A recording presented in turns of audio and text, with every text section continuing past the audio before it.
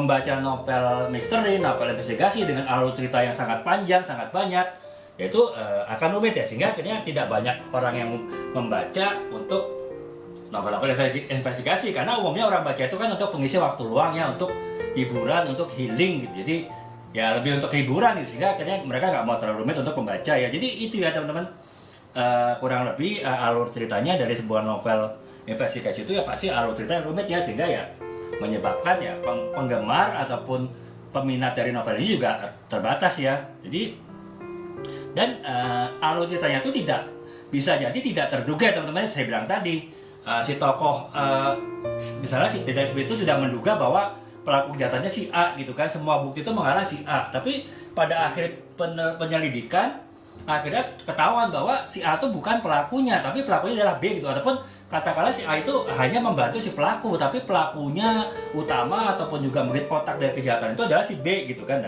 Padahal si B itu adalah orang yang dekat dengan si detektifnya misalnya. Itu kan berarti kan bisa jadi di bab akhir dari novel itu semua dugaan ataupun semua perkiraan dari detektifnya itu bisa berubah total kan. Itulah makanya perubahan alur cerita, plot twist itu sering terjadi juga ya dalam sebuah novel investigasi gitu. Mungkin kalau di novel yang lain perubahan alur ceritanya, novel percintaan terutama ya, itu tidak terlalu banyak ya. Kita dari awal sampai akhir sudah bisa nebak nih, pasti nanti happy ending gitu, pasti nanti kisah cintanya jadi mulus, walaupun mungkin di awal-awalnya banyak pertengkaran ya, banyak masalah. Nah kalau novel investigasi ya bisa jadi yang tadinya A di awal adalah pelaku kejahatan, justru si Z ataupun si B gitu kan ya, pelaku kejahatan. Jadi dia teman-teman, plot twistnya ataupun perubahan alur ceritanya secara mendadak itu kemungkinannya sangat besar dalam sebuah novel misteri ataupun investigasi ya. Bahkan mungkin sebagian pembaca novel investigasi, novel misteri itu justru menyenangi menunggu itu ya, menunggu plot twist dari novel ini di mana sih gitu. Jadi